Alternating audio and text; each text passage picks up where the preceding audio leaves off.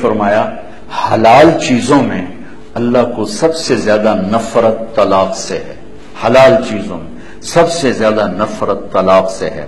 ابغض الحلال الطلاق، سب سے زیادہ نفرت اللہ کو طلاق سے ہے۔ اور آپ نے کہا علی طلاق دینے سے بچنا، جب ناجائز طلاق دی جاتی اللہ کا عرش کانپ اٹھتا ہے، کانپ اٹھتا ہے۔ چند دن پہلے دو بہنیں ملی مجھے آ کے، تو ایک بہن کی گود میں بچی تھی، کہا جی خامن نے طلاق دے دی کہ بیٹی کیوں پیدا ہوئی؟ طلاق دے دی، بیٹی کیوں پیدا ہوئی؟ اللہ اکبر، کیا ظلم و ستم۔ چند دن پہلے ایک خاتون ملی، ان کی 3 بیٹیاں ہوئی، تو سسرال والوں نے گھر سے نکالے تو دیاں جمی جانے، گھروں کو بڑی منوس آ گئی۔ تو یہ دن رات کے واقعات ہیں، سن سن کے کلیجہ پھٹتا ہے میرا۔ یا ایھا النبی اذا طلقتم النساء، اللہ یوں کہہ رہا ہے اے میرے نبی میں آپ کو سفارشی بناتا ہوں، ان ایمان والوں سے آپ کے ذریعے سے بات کرتا ہوں کہ طلاق نہ دیا کریں، طلاق نہ دیا کریں۔ لیکن اگر دینی پڑ جائے، چونکہ طلاق ایک ضرورت کی چیز ہے کہ نباہ نہیں ہو رہا، ٹھیک، کسی وجہ سے نہیں ہو رہا، پھر ٹھیک ہے۔ لیکن جیسے میں بتا رہا ہوں بیٹیاں پیدا ہو گئی طلاق دے دو، ساس کو بہو اچھی نہیں لگی طلاق دے دو، میں تیری ماں انہوں طلاق دے، میں تینوں اپنا دودھ نہیں معاف کرنا طلاق دے۔ یہ ظلم و ستم تقریباً ہر گھر کی کہانی ہے۔ باپ کو پسند نہیں آئی طلاق دے، مناسبت نہیں پیدا ہوئی، جوڑ نہیں بیٹھا، اب طلاق ہو سکتی۔ اب جبر کرنا نہیں بیٹی گزارا کر، نہیں بیٹی گزارا کر، یہ ایک اور طرح کا ظلم ہے کہ ہماری مشرق کی بچیاں سسک سسک کے پھر مر جاتی، کسی ویشی کے پلے پڑ گئی ہیں، وہ ہے یہ ایسا نہیں بدلنے والا، تو یہاں طلاق ہے کہ طلاق لو۔ اب ماں باپ کا ظلم ہوگا یہ کہنا بیٹی گزارا کر، بیٹی گزارا کر، بیٹی قربانی دے، یہ ستم یہ بھی ہو رہا ہے۔ اسی مر گیا تیرا کی بنے گا، یہاں آگے اس کو برباد کر دیتے۔ اس لیے میرے نبی نے عجب بات فرمائی کہ سب سے اعلیٰ درجے کا صدقہ تو میں بتاؤں، سبحان اللہ، سب سے اعلیٰ درجے کا صدقہ تو میں بتاؤں، کیا کہ جس کی بیٹی کو طلاق ہو گئی اور وہ گھر واپس آ گئی، اس پر خرچ کرنا سب سے اعلیٰ درجے کا صدقہ، سب سے اعلیٰ درجے کا صدقہ۔ اور آپ نے ساری بیوہ عورتوں سے شادی کی، سب بیوہ، ایک کنواری عورت سے شادی کی، باقی سب بیوہ یا مطلقہ یا بیوہ، اور اپنے خاندان میں بھی کی، باہر بھی کی، کہ کتنی ہماری بچیاں، چند دن پہلے ایک بچی کا فون ہے کہ جی میرے ماں باپ شادی نہیں کر رہے، کہ اپنی برادری میں کرنی، باہر نہیں کرنی، اور میری عمر جا رہی، اور گھر میں کوئی جو جوڑ ہیں، کوئی شرابی ہے، کوئی زانی ہے، کوئی کیا ہے، اور گھر کرنی، باہر نہیں کرنی، گھر کرنی، باہر نہیں کرنی، بوڑھی ہو جائے، مر جائے، سسک کرنے ہیں تو کسی شرابی کے پلے باندھ دینا۔ یہ ہمارے ملک میں یہ بت بہت بڑا بت، ماں باپ بچیوں کو برباد کر دیتے، بچوں کو برباد کر دیتے۔ میرے نبی نے قریش میں شادی کی، حضرت عائشہ، حضرت خدیجہ، حضرت سودا، حضرت حفصہ، حضرت ام حبیبہ۔ قریش میں دشمن گھر میں شادی کی، بنو امیہ، حضرت ام حبیبہ بنو امیہ سے، ابو سفیان کی بیٹی، ان سے شادی کی۔ قریش سے باہر شادی کی، حضرت جویریہ بنو مستلق، حضرت میمونہ ہلالیہ، ہلال سے۔ عرب سے باہر شادی کی، حضرت صفیہ یہودی خاندان سے، بنو قریظہ میں سے، خاندان میں شادی کی، خاندان سے باہر شادی کی، قوم سے باہر شادی کی۔ اپنی بیٹیاں، 2 بیٹیاں رقیہ ام کلثوم، دشمن خاندان، بنو امیہ بنو ہاشم میں دشمنی، آپ نے پہلی بیٹی ابو العاص کو دی، بن ربیہ بن امیہ بن عبد شمس، بنو امیہ۔ دوسری بیٹیاں 2 حضرت زینب ان کو دی، اور حضرت رقیہ اور ام کلثوم حضرت عثمان بن عفان بنو امیہ۔ صرف ایک بیٹی گھر میں دی، علی بن ابی طالب۔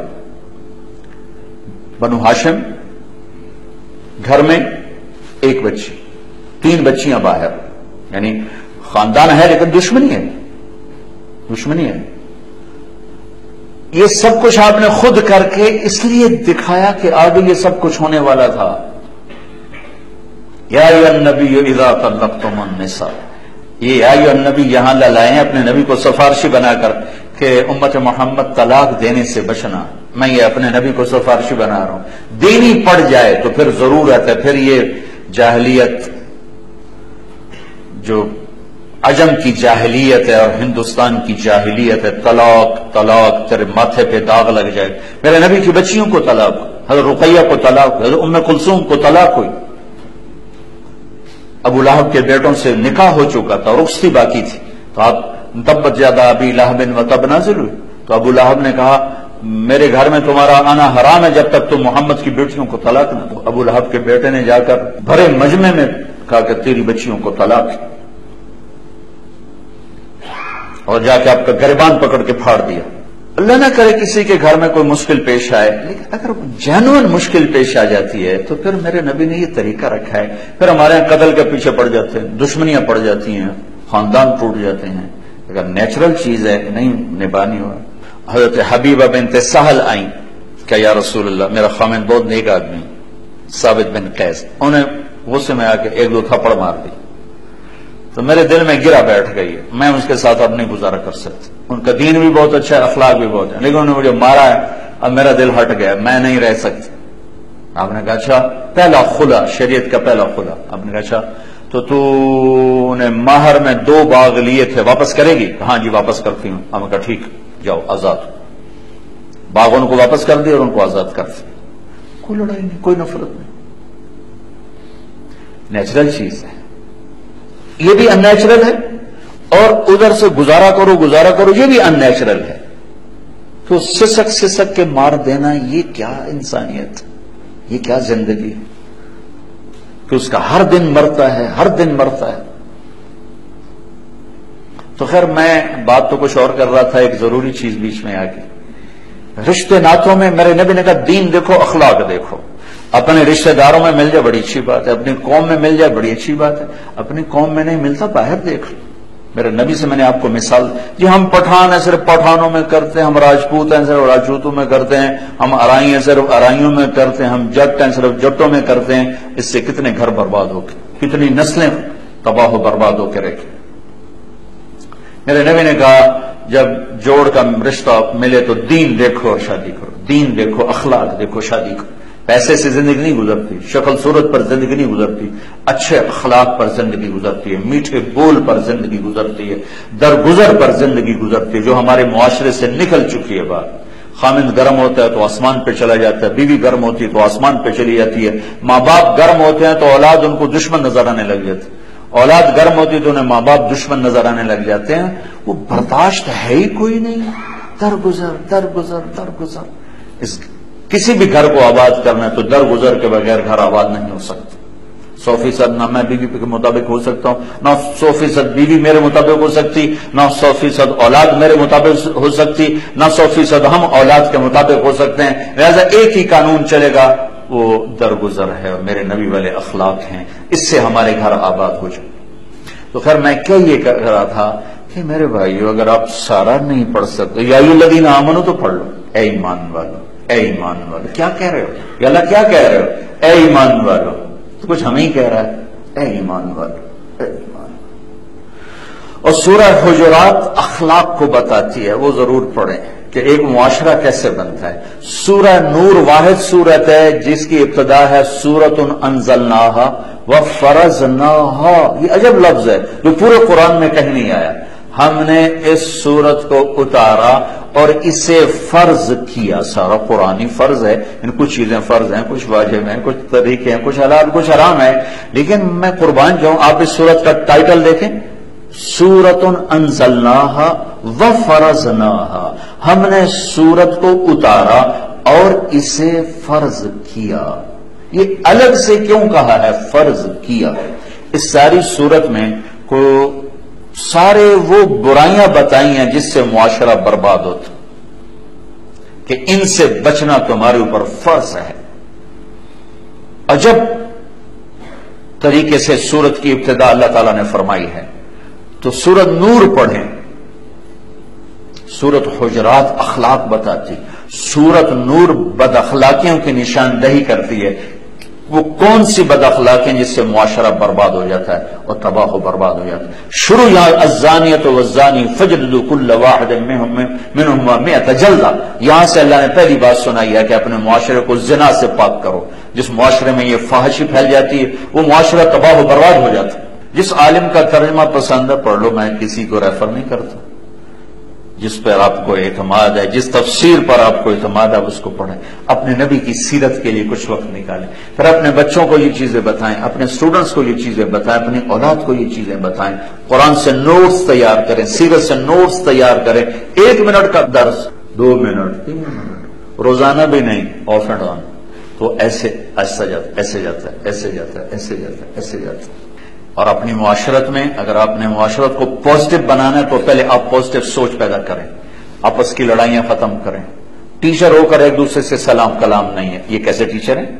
جو ہیں ٹیچر ایک ادارے میں اور ایک دوسرے سے سلام ہی نہیں کرتے، ایک دوسرے سے بات ہی نہیں کرتے، ایک دوسرے سے نفرت ہے، ایک دوسرے کی ٹانگیں کھینچ رہے ہیں، ایک دوسرے کو گرانے کی کوشش کر رہے ہیں. تو جو یہ کریں گے وہی ان کے اسٹوڈنٹ کریں گے، چونکہ کیفیات تو آگے شفٹ ہوتی. تو وہ ادارہ ہی نہیں جس میں ایک ورکر دوسرے ورکر سے بات ہی نہیں، اور خاص طور پہ تعلیمی ادارہ ہو اور ٹیچر سے بغض رکھتا ہو، تو اس نے تو اپنی بنیادیں اکھاڑ کے پھینک دی. چونکہ نیگیٹو یوں جاتا ہے، دیکھیں اے سی کی ٹھنڈک آ رہی کہ نہیں آ رہی. ایسے ہی انسانی جذبات آگے جاتے. تو آپ ایک ادارے میں رہنے والے لوگ، مرد عورت چھوٹے بڑے، ایک دوسرے سے بولتے نہیں، ایک دوسرے سے نفرت ہے، بغض ہے، حسد ہے، گرانے کی تدبیریں ہیں. تو آپ نے تو اپنی نسل کو پہلے سے ہی غلط راہوں پہ چلا دیا. آپ زبان سے جو مرضی کہیں، آپ کے اندر کی کیفیات آگے جاتی. تو اپنے ادارے کو حسد سے پاک کریں، بغض سے پاک کریں، نفرت سے پاک کریں، توڑ سے پاک کریں. کوئی 2 آدمی، کوئی 2 مرد عورت، کوئی 2 عورتیں آپس میں ان کا بائیکاٹ نہ ہو، گفتگو بند نہ ہو، بول چال ہو. کسی کو اللہ بڑھا رہا ہو اس کے لیے دعا کرو، اس کے لیے خوشی سے دعا کرو، اللہ تجھے اور بڑھائے. اس کو شاباش دو، واہ بھائی واہ، اللہ تیرا نصیب اور کھولے. الگ بیٹھ کے اس کی ٹانگیں کھینچنے کی اسکیمیں نہ بناؤ کہ بھائی اے کری این تو سٹی ہے ساڑی آپ پہ ویکھی جیسے، یہ ہمارا ماحول ہے، اینو تو ہے کری سٹو نہ آپ پہ ویکھی جیسے. تو اپنے اداروں کو آپس کی نفرت سے پاک کریں. یہ استاد بہت مقدس ٹائٹل ہے، بہت. سارے نبی استاد تھے، بادشاہ نہیں تھے، وزیر نہیں تھے، سیاستدان نہیں تھے، ڈاکٹر نہیں تھے، انجینئر نہیں تھے، ٹیچر تھے. ٹیچر، معلم. تو آپ سب پر، مرد عورت، آپ پر یہ لفظ فٹ آ رہا ہے. اس معلم کی شان یہ ہے کہ اس کو آپ حرص و حوث سے پاک کرو، آپ اسے حسد بغض سے پاک کرو، آپس کی محبت آپس میں قائم کرو تاکہ وہ آگے شفٹ ہو. کسی کو اللہ اوپر لے جا رہا ہے اس کے لیے اور دعا کرو، اپنے لیے اور کوشش کرو. اب کی آپس کی فضا میں کوئی 2 آپس میں لڑ پڑے، تیسرا ان میں صلح کرائے. فریق نہ بنو، صلح کرانے کے چکر میں پڑو. اس کو اس کے قریب کرو، اس کو اس کے قریب کرو، تاکہ آپ کا ادارہ ایک ادارہ ہو. وہ ادارہ نہیں ہے جس میں کام کرنے والے کے دل پھٹے ہوئے ہیں، سلام دعا بھی ختم ہے، نفرت بھری ہوئی ہے، بغض بھرا ہوا ہے. تو بھائی یہ چند گزارشات ہیں، کوئی لمبا چوڑا فلسفہ نہیں ہے. اگر ان کی ہم رعایت کر لیں گے تو انشاءاللہ العزیز ہماری ساری زندگی اللہ کے فضل و کرم سے